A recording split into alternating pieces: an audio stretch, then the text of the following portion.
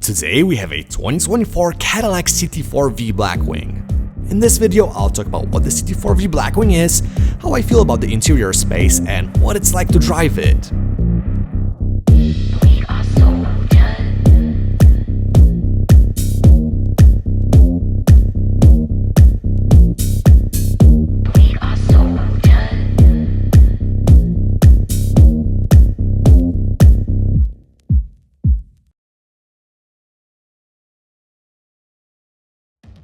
Now, back in 2021, Cadillac released two models built by enthusiasts for enthusiasts, a compact CT4-V Blackwing and a segment bigger, mid-size CT5-V Blackwing.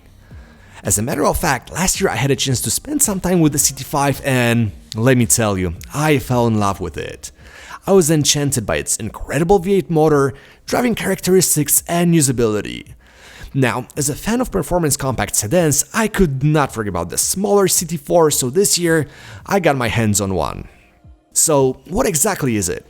Based on the GM's Alfa Tour architecture, the Blackwing received a suspension tuned for track use, featuring McPherson struts in the front and a 5-link suspension in the back, combined with 4th-gen magnetic ride control dampers. You get staggered Brembo 6-piston front calipers and 4-piston rear calipers as standard. Other things worth pointing out are improvements to the cooling system, revised aerodynamics, and an enhanced eLSD. Under the hood sits a 3.6-liter twin-turbocharged V6, pushing out 472 horsepower and 445 pound-feet of torque, and you get two transmission choices, a Tremec 6-speed manual and a 10-speed conventional automatic. Now, I know that's just a technical data that may not tell you much, and you probably want to learn how this thing drives. No worries, we'll get there, but first, let's jump inside and quickly talk about the interior space.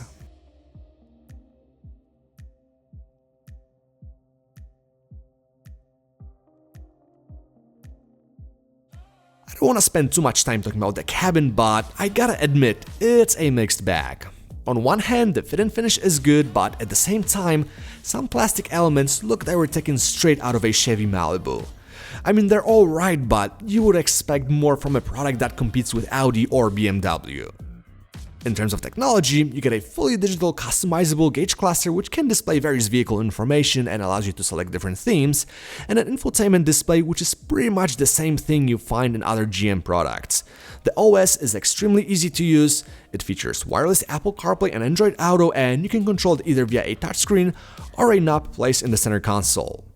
The seating position is fantastic, and once you get behind the wheel, you will appreciate the front bucket seats with adjustable bolsters and the level of support and comfort they offer.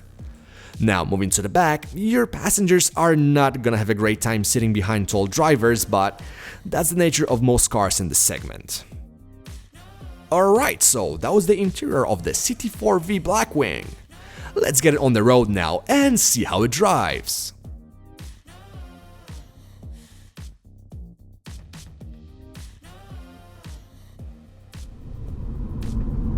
Let's get the boring, everyday driving stuff out of the way first.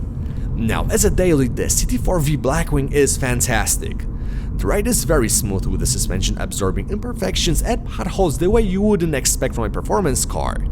The transmission is always in the right gear, and the engine has a lot of low-end and mid-range torque which you will appreciate during everyday driving.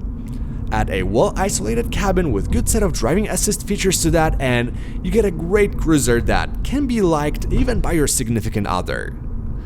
Sadly, I was not able to take the CT4 to the racetrack where it belongs, but my favorite back row gave me a glimpse of what this thing is capable of and what it's all about.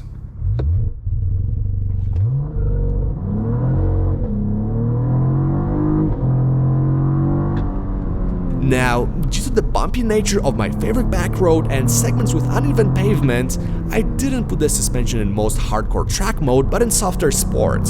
And let me tell you something, the car was incredibly flat and balanced through corners.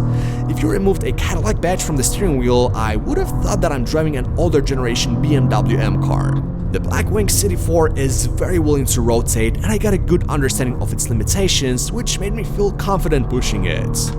The steering wheel is well balanced and gave me decent feedback. Maybe it's not necessarily super sharp or communicative, but gets the job done. Brakes? didn't have any issues with fading, modulating the braking power is great, and I had confidence in them. Now, the engine isn't mind-blowingly fast and it didn't necessarily feel like it has 472 horsepower, but I cannot complain about its tuning and performance. After pushing it for a while, I experienced great, consistent power delivery, no overheating, no issues with turbos. The 10-speed transmission isn't at a level of a ZF 8-speed and it wouldn't be my choice. It's good and quick to respond, but I feel like the manual would have given me more fun. So that was the Cadillac CT4-V Blackwing. With everything we covered, let's jump to the final thoughts.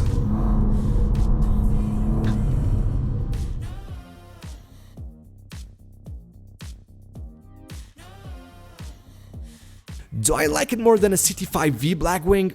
I don't know. The best part about the 5 is the supercharged V8. The twin-turbo V6 that the CT4 has doesn't have as much character, but I have to give it to the 4. It is more street-friendly and easier to control. The CT5 Blackwing is less predictable and you can't use its full potential on public roads. Not that you can do the same with the CT4, but you can have more fun in it. I wish I could compare both of them on a racetrack. I prefer smaller, lighter cars, and this one definitely feels lighter, especially the front end. But if Cadillac ever puts a V8 in the CT4, I'm selling my house and living in that car.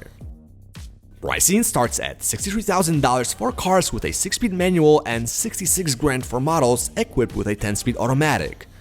If you have any questions about the CT4-V Blackwing, drop a comment and I'll answer them. Thanks so much for watching and I'll catch you later.